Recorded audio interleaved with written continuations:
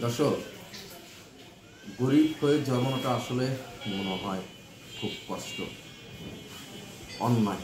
গরিব হয়ে কেন জন্মাইলাম? যেখানে যে বয়সটা স্কুলে পড়াশোনা করার কথা, যে বয়সটা খেলাধুলা করার কথা, সেই বয়সে যদি কর্মজীবনে ফিরে যেতে হয়, পরিবারের কথা চিন্তা করতে হয়, এর থেকে কষ্টের বিষয় আর কিছু হতে পারে না। পরিবারের চিন্তা ভাবনা করার মতো একটা বয়স থাকে, কিন্তু এতটা অল্প বয়সে যখন পরিবারের চিন্তায় মাথায় আসে, কতটা কষ্ট আছে তারা। আমি কথা বলে কেন বলতেছি যে আমার কাছে এই যে একটা ছেলে আসছে। তোমার নাম কি বাবা? আমার নাম শামীম। তোমার নাম শামীম। তোমার বয়স কত? আর বয়স 12 বছর। ওর বয়স 12 বছর।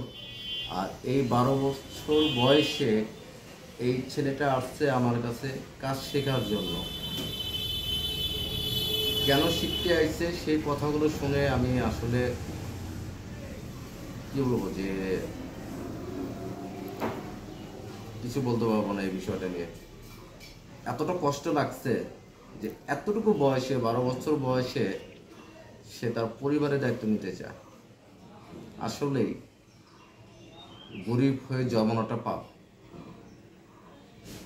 তা না হলে যেখানে ওর স্কুলে থাকার কথা, যেখানে খেলার মাঠে থাকার কথা, সেই জায়গাটা থেকে কর্মজীবনে আসতে চায়, কাজ করে খেতে চায়, পরিবারের চিন্তা করতে চায়।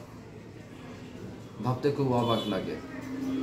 আমি ওর মুখ থেকে শুনতে চাই, যে ওর মুখ থেকে আপনাদেরও শোনাতে চাই ও কেন আমার কাছে আসছে, কি করতে চায় ও আসলে।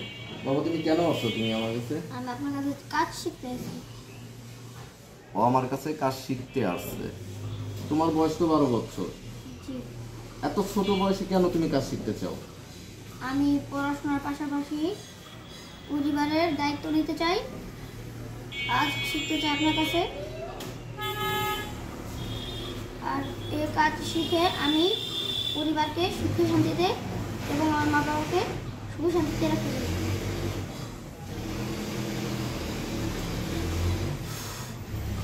ওর কথাগুলো শুনছেন আপনারা?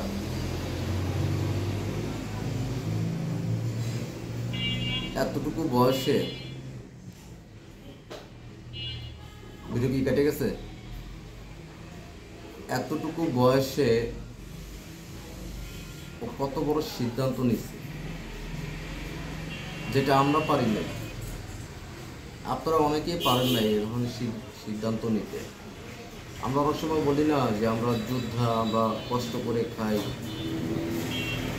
পরিশ্রম করে খাই, হালাল পথে টাকা কামাই, আমরা আসলে যোদ্ধা, কর্মজীবনে যোদ্ধা। আমার কাছে আজকে বিষয়টা একদম ভুল মনে হইল। আসল যোদ্ধা ও, কর্মজীবনের আসল যোদ্ধা হচ্ছে ও। এই বয়সে ও কত বড় একটা সিদ্ধান্ত নিচ্ছে, পড়াশোনার পাশাপাশি কাজ শিখবে, পরিবারকে একটু ভালো রাখবে, মা বাবাকে একটু ভালো রাখবে।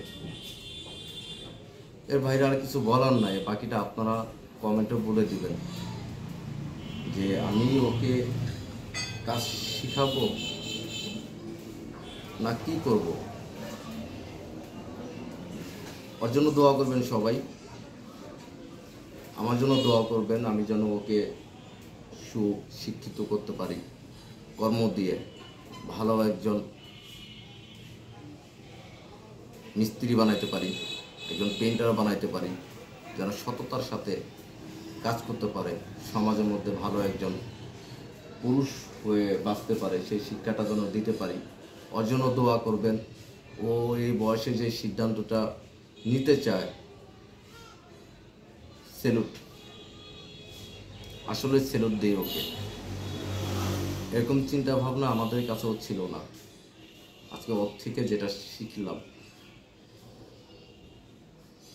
দোয়া করবেন ওর জন্য একটু। সবাই ভালো থাকবেন, সুস্থ থাকবেন।